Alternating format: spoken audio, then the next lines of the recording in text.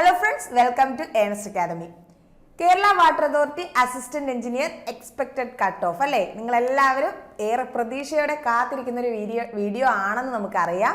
അപ്പോൾ നമ്മൾ already data കളക്ഷന് വേണ്ടിയിട്ട് ഒരു ഗൂഗിൾ ഫോം ഫില്ലപ്പ് ചെയ്യാൻ തന്നിട്ടുണ്ടായിരുന്നു. നിങ്ങൾ കുറേ പേരൊക്കെ ഫില്ലപ്പ് ചെയ്തു. അപ്പോൾ നമ്മൾ ഇനി അതിൻ്റെ അടിസ്ഥാനത്തിൽ ആ ഡേറ്റ അനലൈസ് ചെയ്തിട്ടാണ് നമ്മൾ ഇത്തവണ കട്ട് ഓഫ് എത്ര വരും എന്നുള്ളത് പ്രെഡിക്റ്റ് ചെയ്യാൻ പോകുന്നത്. അപ്പോൾ നമുക്ക് ജസ്റ്റ് ഡേറ്റ ഇത്രയും സോഫാർ കളക്റ്റഡ് ഡേറ്റ എടുത്തു കഴിഞ്ഞാൽ ഒരു 2 to 3 ഡേയ്സിലാണ് നമ്മൾ കളക്ട് ചെയ്തത്. അപ്പോൾ ഒരു 150+ സ്റ്റുഡൻസ് ആണ് കുറച്ച് ജെനുവിൻ ആയിട്ടുള്ള എൻട്രീസ് വന്നിരിക്കുന്നത്. ലൈക്ക് രജിസ്റ്റർ നമ്പർ ആയാലും ഫോൺ നമ്പർ ആയാലും ഇമെയിൽ ID ഒക്കെ ആയാലും പ്രോപ്പറായിട്ട് കൊടുത്ത് തന്നെ ചെയ്തിട്ടുള്ള എൻട്രീസ് ആണ് പറയുന്നത്. സോ നമുക്ക് ഇതിൽ എന്തായാലും ഒരു 140 ഈ 150+ ഞാനൊരു അറൗണ്ട് പറഞ്ഞു, എന്തായാലും ഒരു 140+ എങ്കിലും അതൊരു ജെനുവിൻ ആയിട്ടുള്ള റിസൾട്ട് ആയിട്ടാണ് നമുക്ക് ഫീൽ ചെയ്തിട്ടുള്ളത്, എൻട്രി ചെയ്തിട്ടുള്ളത്. ചിലത് നമുക്കറിയാലോ, കാണുമ്പോൾ തന്നെ നമുക്ക് ഒരു തരത്തിലും ജെനുവിൻ ആണെന്ന് ഫീൽ ചെയ്യില്ല എൻട്രികൾ. അതിലെ രജിസ്റ്റർ നമ്പർ കൊടുക്കുന്നതാവാം, അല്ലെങ്കിൽ അനോണിമസ് ആയിട്ട് അപ്ഡേറ്റ് ചെയ്യുന്നതാവാം. ഇതൊന്നും അല്ലാണ്ട് കൃത്യമായി എൻട്രീസ് ഫില്ലപ്പ് ചെയ്ത് കൊടുത്ത എൻട്രീസിൻ്റെ കാര്യമാണ് ഞാൻ പറയുന്നത്. അറൗണ്ട് ഒരു 150+ നമുക്ക് കിട്ടിയിട്ടുണ്ട്. നമുക്ക് കിട്ടിയതിൽ വെച്ചിട്ട് ടോപ്പർ വന്നിരിക്കുന്നത് 67.66 മാർക്കാണ്. എബവ് 60 3 പേരാണ് നമുക്ക് എൻട്രി വന്നിട്ടുള്ളത്. അപ്പോൾ ഇതിൽ ശ്രദ്ധിക്കേണ്ട കാര്യം, ഞാൻ ആരുടെയും ടോപ്പർ ആരാണെന്നൊന്നും ഉള്ള കാര്യം പേഴ്സണലി പറയുന്നില്ല. കാരണം നമ്മൾ ഒരിക്കലും അവരോട് ഡേറ്റ എൻട്രി ചെയ്യുന്ന സമയത്ത് ചോദിച്ചിട്ടില്ലായിരുന്നു. അങ്ങനൊരു പ്രൊവൈഡ് ചെയ്യാൻ പബ്ലിക് ആക്കാമോ ഇല്ലയോ എന്ന് അവരോട് നമ്മൾ അനുവാദം ചോദിച്ചിട്ടില്ലാത്തത് കൊണ്ട് തന്നെ നമ്മൾ ആരുടെയും പേരും ഡീറ്റെയിൽസും ഒന്നും പറയുന്നില്ല. എങ്കിലും ടോപ്പർ 67.66 ആണ്. അതുപോലെ തന്നെ ഏറ്റവും ലീസ്റ്റ് സ്കോർ എൻട്രി വന്നിരിക്കുന്നത് 10 മാർക്കുമാണ്. അപ്പം നമ്മൾ ഡേറ്റ അനലൈസ് ചെയ്ത് കഴിഞ്ഞാൽ മീൻ നമുക്കൊരു ആവറേജ് സ്കോർ വന്നിരിക്കുന്നത് 35.30 ആണ്. അപ്പം ഇവിടെ തന്നെ നിങ്ങൾക്ക് ഉറപ്പിക്കാം, എന്ത് വന്നാലും 30 താഴെയൊന്നും കട്ട് ഓഫ് പോകാൻ പോകുന്നില്ല, അല്ലെങ്കിൽ 30 റേഞ്ചിൽ പോലും കട്ട് ഓഫ് പോകാൻ പോകുന്നില്ല. സോ അത് ആദ്യം തന്നെ ഞാൻ പറയട്ടെ, 35 ആവറേജ്. സോ ഒബ്വിയസ്ലി ആവറേജിന് എബോവ് ആയിട്ടേ കട്ട് ഓഫ് നിൽക്കുകയുള്ളൂ.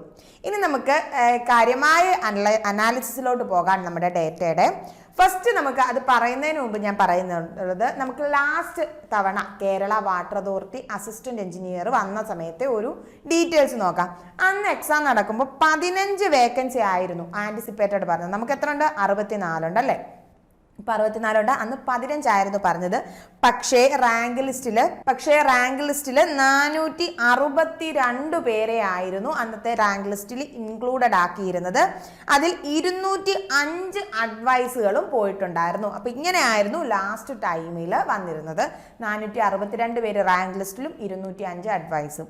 പക്ഷേ നമ്മുടെ യഥാർത്ഥ ക്വസ്റ്റ്യൻ എന്താണ്? ഇത്തവണ ഇത്രയും റാങ്ക് ലിസ്റ്റിൽ ഇത്രയും കൂടുതൽ ആൾക്കാരെ എടുക്കുമോ എന്നുള്ളതാണ്. നോക്കിയേ, 15ന്റെ എത്ര ടൈംസ് ആണ് 462? അത് നല്ല രീതിയിൽ 15 ആൻറ്റിസിപ്പേറ്റഡ് വേക്കൻസി ആയിട്ട് നോക്കിയാൽ നല്ലൊരു റേഷ്യോ തന്നെയാണ് 462 എന്ന് പറയുന്നത്. അപ്പം നമ്മളിവിടെ ശ്രദ്ധിക്കേണ്ട ഒരു കാര്യം, ഏകദേശം ഒരു 30 ടൈംസ് എബോവ് എങ്ങാണ്ട് വരുന്നുണ്ട് അല്ലേ? 450 ആണ് 30 ടൈംസ് വരുമ്പോൾ തന്നെ. അപ്പോൾ അതിലൊക്കെ കൂടുതലാണ് എടുത്തിരുന്നത്. അപ്പോൾ ഇവിടെ നമ്മൾ ഇത്തവണത്തെ റാങ്ക് ലിസ്റ്റ് വരുമ്പോൾ ശ്രദ്ധിക്കേണ്ട കാര്യം എന്ന് പറഞ്ഞു കഴിഞ്ഞാൽ, ഇത് വർഷങ്ങൾക്ക് മുമ്പുള്ള ലിസ്റ്റാണ്. ഈ ലിസ്റ്റുകളൊക്കെ വന്ന കാലത്ത് എന്താണ് പറ്റിയത്? ലിസ്റ്റിൽ ആൾ കൂടുതലാവുമ്പോൾ പിള്ളേർ കേസിന് പോകും അല്ലേ? നമ്മുടെ ലിസ്റ്റിൽ നിന്ന് ആവശ്യത്തിന് ആൾക്കാരെ എടുത്തിട്ടില്ല, ലിസ്റ്റ് നീട്ടി തരണം, അങ്ങനെയുള്ള കേസും കാര്യങ്ങളും പോകും. അങ്ങനെ PSCയുടെ നിയമനങ്ങളെല്ലാം വളരെ വൈകും. ഇങ്ങനെയൊക്കെയുള്ള PSCക്ക് പ്രശ്നങ്ങൾ കൂടിയതുകൊണ്ട് ഇപ്പോൾ PSC ഇത്ര രീതിയിൽ ഇത്രയും വലിയൊരു റേഷ്യോയിലൊന്നും ആൾക്കാരെ എടുക്കുന്നില്ല. അതുപോലെ തന്നെ ഒരു ലിസ്റ്റ് തീരുന്നതിന് മുന്നേ തന്നെ, നോർമലി ലിസ്റ്റ് എക്സ്പയർ ആയിട്ടാണ് നോട്ടിഫിക്കേഷൻ ഒക്കെ വന്നു തുടങ്ങിയെങ്കിൽ ഇപ്പോഴത്തെ ട്രെൻഡ് എങ്ങനെയാണ്? ലിസ്റ്റ് തീരുന്നത് മുൻകൂട്ടി കണ്ടുകൊണ്ട് ആ ലിസ്റ്റ് തീരുമ്പോൾ തന്നെ അടുത്ത ലിസ്റ്റ് നിലവിൽ വരത്തക്ക രീതിയിൽ നേരത്തെ തന്നെ, ഒരു വർഷം മുന്നേ ഒക്കെ തന്നെ നമ്മൾ സിവിൽ AEയുടെ ഒക്കെ ഇപ്പം ഇറിഗേഷനിലൊക്കെ സിവിൽ AE വിളിച്ചേക്കുന്നതൊക്കെ നോക്കിയാൽ മനസ്സിലാവും. ആക്ച്വലി ലിസ്റ്റിംഗ് ഒരു വർഷം കൂടി ഉണ്ട്, എങ്കിലും ഇപ്പം തന്നെ നോട്ടിഫിക്കേഷൻ അവർ ഇട്ട് കഴിഞ്ഞു അടുത്ത ലിസ്റ്റിന്റെ എക്സാം നടത്തുന്നതിനായിട്ട്. അപ്പോൾ അത്തരത്തിലാണ് ഇപ്പോൾ കാര്യങ്ങൾ പോകുന്നത്. സോ എന്തായാലും ഇതുപോലെ ഒരു 30 ടൈംസ് ഒന്നും ഉള്ള ഒരു വലിയ ലിസ്റ്റ് പ്രതീക്ഷിക്കാം. അപ്പൊ പിന്നെ എത്ര പ്രതീക്ഷിക്കാം നമുക്ക് നമ്മുടെ ലിസ്റ്റിലെ സ്റ്റുഡൻസിന്റെ എണ്ണം അല്ലെ? നമ്മൾ ലേറ്റസ്റ്റ് ആയിട്ട് ഇപ്പോൾ നടന്ന കുറച്ച് സിവിലിന്റെ അസിസ്റ്റന്റ് എഞ്ചിനീയർ എക്സാമുകൾ എടുത്താൽ, ഞാൻ സിവിൽ എടുക്കാൻ കാര്യം ഒന്ന് നമുക്കറിയാല്ലേ, കേരളത്തിൽ ഇന്ന് ഏറ്റവും കൂടുതൽ എഞ്ചിനീയറിംഗ് അസിസ്റ്റന്റ് എഞ്ചിനീയേഴ്സ് റിക്രൂട്ട്മെന്റ് നടക്കുന്നത് എവിടെയാണ്? സിവിലിലാണ്. സോ സിവിലിന്റെ ലിസ്റ്റാണ് ഏറ്റവും മൂവിങ് ആയിട്ടുള്ള ലിസ്റ്റ്. മൂവിങ് ആയിട്ടുള്ള ലിസ്റ്റ് എന്ന് പറഞ്ഞാൽ അതായത് ഒരേ ലിസ്റ്റിൽ തന്നെ ഉള്ളവർ ഓൾറെഡി അഡ്വൈസ് പോകുന്നത് കൂടാണ്ട് ഒരേ ലിസ്റ്റിലുള്ളവർ പല ലിസ്റ്റുകളിൽ വരുമ്പോൾ ഏതെങ്കിലും ഒരു ഡിപ്പാർട്ട്മെന്റിലല്ലേ ജോയിൻ ആകത്തുള്ളൂ. അങ്ങനെ NJDകളായാലും ഡിലീഷൻസ് ആയാലും ഒക്കെ കൂടുതൽ വരുന്ന ലിസ്റ്റുകളാണ് സിവിലിന്റെ ലിസ്റ്റുകൾ. അപ്പോൾ ഒബ്വിയസ്ലി സിവിലിന്റെ ലിസ്റ്റുകൾ എപ്പോഴും എന്തായിരിക്കും, കമ്പാരിറ്റീവ്ലി കുറച്ച് വലുതാക്കിയേ PSC എടുത്തുള്ളൂ. കാരണം ടൈമിനുള്ളിൽ ലിസ്റ്റ് തീർന്നു പോരുത്. ഈ 3 വർഷക്കാലത്തിനിടയ്ക്ക് ഒരിക്കലും ലിസ്റ്റ് തീർന്നു പോവാത്ത രീതിയിൽ ആണ് എപ്പോഴും സിവിലിന്റെ ലിസ്റ്റുകൾ വരുന്നത്. അതുകൊണ്ടാണ് ഏറ്റവും കൂടുതൽ ആൾക്കാരെ എടുക്കുന്ന ലിസ്റ്റുകളായതുകൊണ്ടാണ് ഞാൻ സിവിലിന്റെ എയുടെ ഡീറ്റെയിൽസ് എടുത്തത്. നമുക്ക് നോക്കിയാൽ KSEBയുടെ സിവിലിന്റെ റിസൾട്ട് വന്നപ്പോൾ 93 വേക്കൻസീസ് ആയിരുന്നു റിപ്പോർട്ട് ചെയ്തത്. റാങ്ക് ലിസ്റ്റിൽ 475 പേരെയാണ് ഇൻക്ലൂഡ് ചെയ്തിട്ടുള്ളത്. അതായത് എന്താണ്, എറൗണ്ട് 5 ടൈംസ് ആൾക്കാരെയാണ് സെലക്ട് ചെയ്തിട്ടുള്ളത്. ഇനി LSGD ലോക്കൽ സെൽഫ് ഗവൺമെന്റ് ഡിപ്പാർട്ട്മെന്റിലാണെങ്കിൽ സിവിലിന് 148 ആയിരുന്നു വേക്കൻസി. റാങ്ക് ലിസ്റ്റിൽ ഇൻക്ലൂഡഡ് ആയിട്ടുള്ള ആൾക്കാർ 727 ആണ്. ഇവിടെയും ഓൾമോസ്റ്റ് 5 ടൈംസ് ആണ് എടുത്തിട്ടുള്ളത്. സെയിം തന്നെയാണ് നമ്മുടെ SIDCO Kerala small industries development വരുമ്പോൾ അവിടെ സിവിലിന് 3 വേക്കൻസി ഉള്ളായിരുന്നു. സോ കാൻഡിഡേറ്റ്സിന്റെ ലിസ്റ്റ് വന്നപ്പോൾ 16, ഓൾമോസ്റ്റ് 5 ടൈംസ്. അപ്പൊ ഇതാണ് ഇപ്പോഴത്തെ ട്രെൻഡ്. അപ്പൊ നമുക്ക് അതിൽ നിന്ന് തന്നെ മനസ്സിലാക്കാം അല്ലെ, നമ്മുടെ ലിസ്റ്റിൽ ഇപ്പോൾ എത്രയാണ് വേക്കൻസി, 64 വേക്കൻസി. ഇതുവരെ ഞാൻ ലാസ്റ്റ് ടൈം നോക്കിയപ്പോഴും നമുക്ക് 64 വേക്കൻസി കിടക്കുന്നത്. അപ്പോൾ 64ന്റെ 5 ടൈംസ് എന്ന് പറഞ്ഞാൽ ഓൾമോസ്റ്റ് ഒരു 320. ഞാനൊരു റൗണ്ടഡ് ഫിഗർ ആയിട്ട് 350 പറയുന്നു. അപ്പൊ 350 പേർക്ക് മാക്സിമം നമ്മൾ അത്രയും പ്രതീക്ഷിച്ചാൽ മതി ഇത്തവണത്തെ കേരള വാട്ടർ അതോറിറ്റി എയുടെ മെയിൻ ലിസ്റ്റിൽ വരാൻ പോകുന്ന ആൾക്കാർ. കാരണം ഇപ്പൊ ഇതേ സമയത്ത് തന്നെ വേറെ ഏതെങ്കിലും എക്സാമുകളോ സിവിലിനോ മെക്കിനോ എന്തിനെങ്കിലും ഒരു കെമിക്കലിനോ ആർക്കെങ്കിലും എക്സാമുകൾ നടക്കുമായിരുന്നു എങ്കിൽ നമുക്ക് അതിന്റെ പേരിൽ റിക്വസ്റ്റ് ഒക്കെ കൊടുക്കാമായിരുന്നു PSCയിലോട്ട്.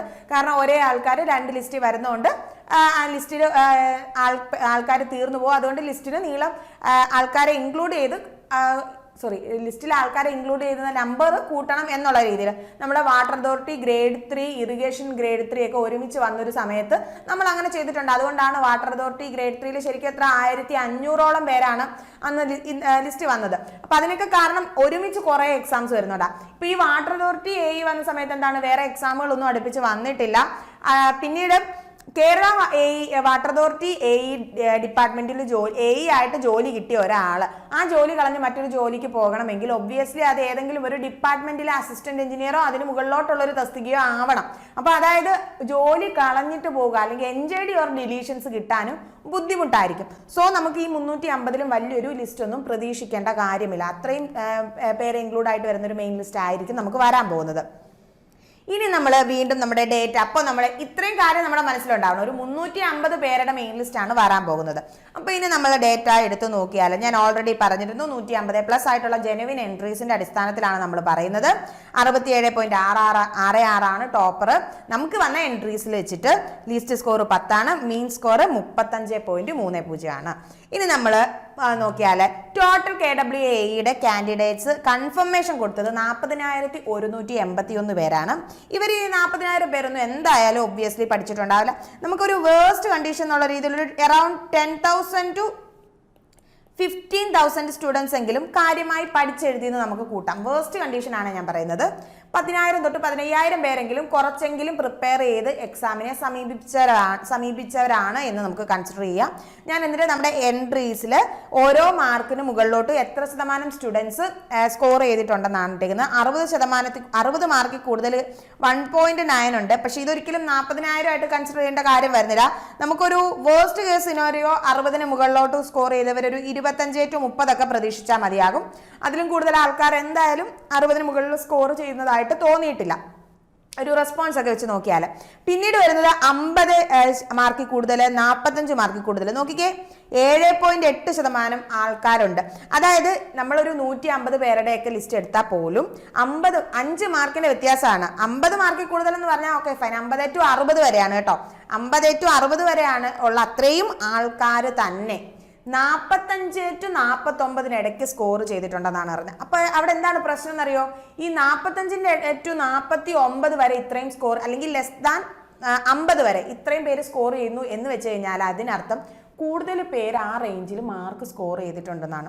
കൂടുതൽ പേര് ഒരു റേഞ്ചിൽ മാർക്ക് സ്കോർ ചെയ്തിട്ടുണ്ടെങ്കിൽ നിങ്ങൾ ആ റേഞ്ചിലുള്ളവർ ആളാണ് എങ്കിൽ അവിടെ കോമ്പറ്റീറ്റേഴ്സ് കൂടുതലാണ്. നിങ്ങളുടെ ഓരോ പോയിന്റ് മാർക്കിനും വ്യത്യാസം വരും, നിങ്ങളുടെ റാങ്കിനെ അഫക്റ്റ് ചെയ്യും. അതുപോലെ തന്നെ നിങ്ങൾക്ക് കിട്ടിയ മാർക്ക് മാത്രമല്ല, സെയിം മാർക്ക് കുറേ പേർക്ക് കിട്ടിയിട്ടുണ്ടാവും. അങ്ങനെ വരുമ്പോൾ എന്താണ്, നിങ്ങളുടെ ഏജിനനുസരിച്ച് നിങ്ങളുടെ റാങ്ക് ചേഞ്ച് ചെയ്യും. അങ്ങനെ കോമ്പറ്റീഷൻ കൂടി വരുന്നുണ്ട്. അത് എവിടം തൊട്ട് തന്നെ കൂടുന്നുണ്ട്. നമ്മളൊരു മീൻ വാല്യൂ 35 ആണെങ്കിൽ 35 റേഞ്ചിൽ ഭയങ്കര കോമ്പറ്റീഷൻ ആയിരിക്കും. കാരണം അവിടെയാണ് മിക്കവാറും ഉള്ളവരെല്ലാവരും സ്കോർ ചെയ്തിട്ടുണ്ടാവുക. അവിടെ അപ്പം നിങ്ങളുടെ ഏജും നിങ്ങൾക്ക് കിട്ടിയ ഓരോ പോയിന്റ് നെഗറ്റീവ് മാർക്കുകളും എല്ലാം നിങ്ങളുടെ റാങ്കിനെ ബാധിക്കും. ഇത് കൂടാണ്ട് ഇത്തരത്തിലുള്ളൊരു കോമ്പറ്റീഷൻ നമ്മൾ ഇവിടെ നോക്കിയാൽ 45 മാർക്ക് മുകളിൽ തൊട്ട് തന്നെ സ്റ്റാർട്ട് ചെയ്യുന്നുണ്ട്. അത് തന്നെയാണ് 40 മുകളിൽ, അതായത് 40 to 45 നല്ല രീതിയിലൊരു സ്റ്റുഡൻസ് പോൾ ചെയ്തിട്ടുണ്ട്.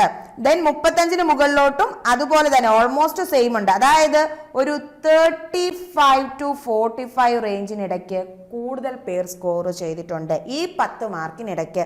ഇനി താഴോട്ട് 30 താഴെയൊക്കെ സ്കോർ ചെയ്തിട്ടുണ്ട്. ഏറ്റവും കൂടുതൽ സ്റ്റുഡൻസ് 30-നും 35-നും ഇടയ്ക്കാണ് നമുക്ക് സ്കോർ വന്നിരിക്കുന്നത്. പിന്നീട് 25-ന് താഴോട്ട് കുഴപ്പമില്ല, 20-ന് താഴോട്ട് വളരെ കുറവാണ് ആൾക്കാർ. 60-ന് മുകളിലോട്ടും 20-ന് താഴോട്ടും കുറവാണ്. 20 to 60 എല്ലാവരുടെയും സ്കോർ വരുന്നത്. ഇതിൽ തന്നെ ക്രിട്ടിക്കലായിട്ട് സ്കോർ വരുന്നത് 30 to 45 റേഞ്ചിലാണ് വരുന്നത്. അപ്പം ഇത്രയും കാര്യങ്ങൾ നമ്മുടെ മനസ്സിലിരിക്കുക. നമുക്ക് ഒരു പരീക്ഷ എന്ന് വരുമ്പോൾ എപ്പോഴും എന്താണ്, ഒരു പരീക്ഷയിൽ കാൻഡിഡേറ്റ്സിന്റെ സ്കോർ നോർമൽ ഡിസ്ട്രിബ്യൂഷൻ ആയിരിക്കും ഫോളോ ചെയ്യുക. അപ്പം നമ്മൾ നോക്കിക്കഴിഞ്ഞാൽ നമ്മുടെ മീൻ ഏകദേശം എവിടെയാണ് വരിക, 35 ആണല്ലേ. ഒരു ഓൾമോസ്റ്റ് ഒരു ഈ റേഞ്ചിലായിരിക്കും മീൻ വരുന്നത്, 35.3. നമ്മുടെ ഈ മീൻ റേഞ്ചിന്റെ പ്രത്യേകത എന്ന് പറഞ്ഞാൽ, ഈ മീൻ റേഞ്ചിന്റെ ചുറ്റും എന്ന് പറഞ്ഞാൽ നിങ്ങൾക്ക് കോമ്പറ്റീഷൻ ഭയങ്കര കൂടുതലാണ്. ഓൾമോസ്റ്റ് ആവറേജ് കൂടുതൽ സ്റ്റുഡൻസ് സ്കോർ ചെയ്തിട്ടുണ്ടാവുക ഈ റേഞ്ചിലായിരിക്കും. അപ്പോൾ നിങ്ങളുടെ മാർക്ക് ഈ റേഞ്ചിലാണ് എങ്കിൽ പ്രശ്നം എന്നാന്ന് വെച്ചാൽ നിങ്ങൾ കട്ട് ഓഫ് ക്ലിയർ ചെയ്യാൻ ബുദ്ധിമുട്ടാകും. കാരണം നോക്കിയേ, 40,000 പേര് എഴുതിയ പരീക്ഷയിൽ നമുക്കൊരു 350 പേർക്ക് മാത്രം എക്സാം പാസ്സായാൽ മതി. അതായത് 0.87% സ്റ്റുഡൻസ് മാത്രമായിരിക്കും മെയിൻ ലിസ്റ്റിൽ ഇൻക്ലൂഡഡ് ആവുക. അങ്ങനെ നോക്കിയാൽ നിങ്ങൾ നോക്കണം, ഒരു എറൗണ്ട് ഒരു ഈ റേഞ്ച് ഒക്കെ അതായത് ഒരു 50 എബോവ് ഒക്കെ വരുമ്പോൾ തന്നെ കുറേ പേര് ഈ നമ്മുടെ 40,000 നോക്കുമ്പോൾ മേ ബി 200, 150, 200 പേര് അപ്പോൾ തന്നെ 50 എബോവ് സ്കോർ ചെയ്തിട്ടുള്ളവരാവാനാണ് ചാൻസ്. എന്താണ്, ഞാൻ നമ്മുടെ ഡേറ്റയുടെ നമുക്ക് ജെനുവിനായിട്ട് എൻട്രി കിട്ടിയിട്ടുള്ള ഡേറ്റയുടെ അടിസ്ഥാനത്തിലാണ് പറയുന്നത് കാര്യങ്ങൾ. നമുക്ക് പറയാനൊക്കത്തില്ല, അത് സാമ്പിൾ വാസ് റിയലി സ്മാൾ. അതുകൊണ്ട് തന്നെ ചില ചേഞ്ചസ് ഒക്കെ വരാം. എങ്കിലും നമുക്ക് ആ ഒരു നോർമൽ ട്രെൻഡ് വെച്ചിട്ടാണ് ഞാൻ സംസാരിക്കുന്നത്. അപ്പോൾ നമ്മൾ നോക്കിയാൽ ഞാൻ എത്രയാണ്, ഒരു 10,000 സ്റ്റുഡൻസ് എങ്കിലും, മിനിമം 10,000 സ്റ്റുഡൻസ് കാര്യമായി എക്സാമിനെ പ്രിപ്പയർ ചെയ്ത് എക്സാം എഴുതിയവരാണ് എന്നുള്ളൊരു അടിസ്ഥാനത്തിലാണ് പറയുന്നത്. അങ്ങനെയാണെങ്കിൽ നമ്മുടെ ഈ ഗ്രാഫ് അനാലിസിസ് ചെയ്താൽ നമുക്ക് മനസ്സിലാവുന്നത് ഏറ്റവും വേഴ്സ്റ്റ് കണ്ടീഷൻ, ഏറ്റവും മോശമായ ഒരവസ്ഥ എന്ന് പറയുന്നത് കട്ട് ഓഫ് ഗ്രേറ്റർ ദാൻ 50 ആയിരിക്കും. 50 കൂടുതലെന്ന് പറഞ്ഞാൽ 50 ഒത്തിരി കൂടുതലായിരിക്കില്ല, ബട്ട് 50 to 55 ഇടയ്ക്ക് പോകാം. അതാണ് ഏറ്റവും വേഴ്സ്റ്റ് കണ്ടീഷൻ. പിന്നെ പ്രോബബിൾ ആയിട്ട് മിക്കവാറും നടക്കാൻ സാധ്യതയുള്ള ഒരു കണ്ടീഷൻ എന്ന് പറയുന്നത് 45 അറൗണ്ട് ആയിരിക്കും മാർക്ക്. എനിക്കറിയാം നിങ്ങളിൽ പലർക്കും ഇത് കുറച്ച് ഔട്ട്റേജസ് ആയിട്ട് തോന്നിയേക്കാം കട്ട് ഓഫ്. പക്ഷെ നിങ്ങൾ ശ്രദ്ധിക്കേണ്ട കാര്യം എന്താണെന്ന് പറഞ്ഞാൽ നമുക്ക് എത്ര പേര് മെയിൻ ലിസ്റ്റിൽ വരും എന്നുള്ളതാണ് അതിൻ്റെ പ്രശ്നം. 350 പേരിൽ കൂടുതൽ മെയിൻ ലിസ്റ്റിൽ വരാൻ ചാൻസ് ഇല്ല. അങ്ങനെ ഇരിക്കെ ഈ 350 40,000 പേരിൽ നിന്ന് 350 എന്ന് പറയുന്നത് ഒരു വലിയ സ്കോർ അല്ല. നമ്മളപ്പോൾ ആ ഒരു മീൻ എല്ലാവരും സ്കോർ ചെയ്തൊരു റേഞ്ചിലൊന്നും പോകില്ല. വലിയ ലിസ്റ്റുകളാണെങ്കിലാണ് ഒരുമാതിരിപ്പെട്ടവരൊക്കെ സ്കോർ ചെയ്തൊരു റേഞ്ചിൽ കട്ട് ഓഫ് വരിക. ഇത് വളരെ കമ്പാരിറ്റീവ്ലി ചെറിയൊരു ലിസ്റ്റാണ്. നമ്മുടെ മെക്കുകാരെയോ കെമിക്കലുകാരെയോ സംബന്ധിച്ച് ചിലപ്പം അവരെ സംബന്ധിച്ച് നോർമൽ ലിസ്റ്റുകൾ 25-30 പേര് വരുന്ന ലിസ്റ്റുകൾ അനുസരിച്ച് 350 ഒരു ഇച്ചിരി വലിയ ലിസ്റ്റ് ആവും. എങ്കിലും കാൻഡിഡേറ്റ്സിനെ വെച്ച് നോക്കുമ്പോൾ ഇതത്ര വലിയൊരു ലിസ്റ്റ് അല്ല. അപ്പം നിങ്ങൾ അറൗണ്ട് 45 ആണ് എങ്കിൽ അത് എനിക്ക് തോന്നുന്നത് 45+ ആയിരിക്കും. 45 to 50 ആ ഒരു റേഞ്ചിലായിരിക്കും മോസ്റ്റ് പ്രോബബ്ലി കട്ട് ഓഫ് വരാൻ ചാൻസ്. എബവ് 50 നിങ്ങൾ ഓൾമോസ്റ്റ് സേഫ് ആണ്, മെയിൻ ലിസ്റ്റിൽ വരാൻ സേഫ് ആണ്. പക്ഷേ പിന്നെ നിങ്ങളുടെ റാങ്ക് എത്രമാത്രം മുന്നിലോട്ട് പോകുന്നു എന്നനുസരിച്ചിട്ടായിരിക്കും നിങ്ങൾ സ്കോർ നിങ്ങളുടെ അഡ്വൈസ് ഫസ്റ്റ് ടൈം തന്നെ കിട്ടുമോ എന്നുള്ളത് അറിയുക. എങ്കിലും 45 to 15 ഇടയ്ക്കായിരിക്കും നിങ്ങളുടെ സ്കോർ കട്ട് ഓഫ് വരാൻ ചാൻസ്. അതും 45 to 15 ഇടയ്ക്ക് കുറേ ആൾക്കാർ കാണും, അതാണ് പ്രശ്നം വരുന്നത്. അതുകൊണ്ട് ചിലപ്പം 45 to 50 ഇടയ്ക്ക് മാർക്കുള്ളവരാണെങ്കിലും ചെറിയ കട്ട് ഓഫിൻ്റെ വ്യത്യാസത്തിലോ പ്രായത്തിൻ്റെ വ്യത്യാസത്തിലോ പോലും നിങ്ങൾക്ക് കട്ട് ഓഫ് ക്ലിയർ ചെയ്യാൻ പറ്റാതിരിക്കാനും ഒരു ചാൻസ് ഉണ്ട്. അപ്പം നമുക്ക് കിട്ടിയ ഡേറ്റ എൻട്രിയുടെ അടിസ്ഥാനത്തിൽ ചെയ്തൊരു cut off analysis video, expected cut off prediction video ആണ്. എനിവേ നമുക്ക് നമ്മുടെ ഗൂഗിൾ ഫോം ഇപ്പോഴും ലൈവായിട്ട് തന്നെ ഉണ്ട്. നിങ്ങൾ അത് ഇനി കാണാത്തവരാണെങ്കിലും ഒക്കെ ഫില്ല് ചെയ്യുക. കാരണം നമുക്കൊരു 40,000 അല്ലേ, നമുക്കൊരു അറൗണ്ട് 1,000+ എങ്കിലും ജെനുവിനായിട്ടുള്ള എൻട്രീസ് വരുവാണെങ്കിൽ കുറെ കൂടി ആക്യുറേറ്റ് ആയിട്ട് നമുക്ക് പ്രെഡിക്റ്റ് ചെയ്യാൻ പറ്റും എന്താവും എക്സ്പെക്റ്റഡ് കട്ട് ഓഫ് എന്ന്. സോ ഇനി അങ്ങനെ എന്തെങ്കിലും എപ്പോഴെങ്കിലും നമുക്ക് അത്രയും എൻട്രീസ് വരികയാണെങ്കിൽ വീണ്ടും തീർച്ചയായും ഞങ്ങൾ അനാലിസിസ് ഒന്നുകൂടി റിവൈസ് ചെയ്തിടുന്നതായിരിക്കും. തൽക്കാലം നമുക്ക് കിട്ടിയ എൻട്രീസിൻ്റെ അടിസ്ഥാനത്തിൽ ഏകദേശ കട്ട് ഓഫുകളാണ് ഞാൻ പറഞ്ഞത്. ആർക്കെങ്കിലും ഈ കട്ട് ഓഫിൽ സേഫ് ആയിട്ടുള്ളവർക്ക് കൺഗ്രാജുലേഷൻസ്. ഇനി സേഫ് ആയിട്ടില്ല എന്നുള്ളവർ പ്രതീക്ഷ കൈവിടരുത്. നമ്മളെപ്പോഴും കൺസിസ്റ്റൻ്റ് ആയിട്ട് തന്നെ മുന്നോട്ട് പോവുക. വർക്ക്ഷോപ്പ് മെക്കാനിക്കലുകാരെ സംബന്ധിച്ച് വർക്ക്ഷോപ്പ് ഇൻസ്ട്രക്ടർ, AMVA തുടങ്ങിയ പോസ്റ്റുകളൊക്കെ വന്നിട്ടുള്ളൊരു സമയമാണ്. പോളിടെക്നിക് ലെക്ചർ കിടക്കുന്നു, എക്സാം വരാൻ കിടക്കുന്നു. ഈസിക്കാർക്കും വർക്ക്ഷോപ്പ് ഇൻസ്ട്രക്ടറും പോളിടെക്നിക് ലെക്ചറും ഉണ്ട്. അപ്പോൾ ഇതിനൊക്കെ സിലബസുകളൊക്കെ ഓൾമോസ്റ്റ് സെയിം ആണ്. നിങ്ങൾ കാര്യമായിട്ട് പ്രിപ്പയർ ചെയ്യുക. ഒരിക്കലും പിന്തിരിയരുത്. നമ്മളൊരു കാര്യത്തിന് ഇറങ്ങി തിരിച്ചു കഴിഞ്ഞാൽ വിജയം കാണും വരെ നമ്മൾ പോരാടാൻ തയ്യാറാവണം. എപ്പോഴും എന്താണ് മനസ്സിലാക്കേണ്ടത്, തോൽവി ഒരിക്കലും വിജയത്തിന്റെ ഓപ്പോസിറ്റ് അല്ല. ശരിക്കും തോൽവി എന്ന് പറഞ്ഞു കഴിഞ്ഞാൽ എന്താണ്, വിജയത്തിന്റെ ചവിട്ടുപടിയാണ്. അതായത് ഒരാൾ തോറ്റു കഴിഞ്ഞാൽ തോൽവികളിലൂടെ മാത്രമേ നമ്മൾ വിജയത്തിലെത്തത്തുള്ളൂ. അല്ലാതെ ഫസ്റ്റ് നമ്മൾ പ്രിപ്പയർ ചെയ്ത് എഴുതിയ എക്സാം ഒരിക്കലും ജയിച്ച് ജോലി കിട്ടി ഭാഗ്യം കൊണ്ട് കിട്ടിയവരുണ്ടാവാമില്ല എന്നല്ല. പക്ഷെ നോർമൽ യൂഷ്വൽ അതല്ല. നമ്മൾ നമുക്ക് ഈ പരാജയങ്ങളിൽ നിന്ന് നമ്മൾ പഠിക്കുക, കൂടുതൽ കൺസിസ്റ്റന്റ് ആയിട്ട് വർക്ക് ചെയ്യുക. നമ്മൾ എവിടെയെങ്കിലും ഹാർഡ് വർക്ക് ചെയ്തിട്ട് അവസാനം വരെയും ഹാർഡ് വർക്ക് ചെയ്ത് ഒരിക്കൽ പോലും പിന്തിരിയാണ്ട് ഹാർഡ് വർക്ക് ചെയ്ത് ഒരാൾക്ക് ഫലം കിട്ടാതെ വന്നിട്ടുണ്ട് എന്ന് കേട്ടിട്ടുണ്ടോ? ഇല്ല. അപ്പോൾ നിങ്ങൾ നിങ്ങളുടെ പ്രിപ്പറേഷൻ കണ്ടിന്യൂ ചെയ്യുക നല്ല രീതിയിൽ. ഇത്രയും KWAE പ്രിപ്പയർ ചെയ്തപ്പോൾ പറ്റിയ പരാജയങ്ങൾ മനസ്സിലാക്കുക, അതിനനുസരിച്ച് അതിൽ നിന്നും ബെറ്ററായിട്ട് പ്രിപ്പയർ ചെയ്യുക. നമ്മളൊരു സേഫ് സോണിൽ വരിക എന്നുള്ളതല്ല, ടോപ്പറായിട്ട് മാറാനുള്ള രീതിയിൽ തന്നെ പ്രിപ്പയർ ചെയ്യുക. അപ്പോൾ നമുക്ക് ക്വസ്റ്റ്യൻ ഡിഫിക്കൽട്ട് ആണെങ്കിലും നമുക്ക് 1-2 അബദ്ധങ്ങൾ എക്സാം എഴുതുന്ന സമയത്ത് പറ്റിയാലും ഒന്നും തന്നെ അത് നമ്മുടെ റാങ്ക് ലിസ്റ്റിനെ ബാധിക്കുകയില്ല. എല്ലാവരും നല്ല രീതിയിൽ തന്നെ പ്രിപ്പയർ ചെയ്യുക. നിങ്ങളുടെ PSC പ്രിപ്പറേഷനോടൊപ്പം ഏണസ്റ്റ് അക്കാദമി എപ്പോഴും കൂടെ ഉണ്ട്. മറ്റൊരു വീഡിയോയുമായിട്ട് വീണ്ടും കാണാം. Thank you.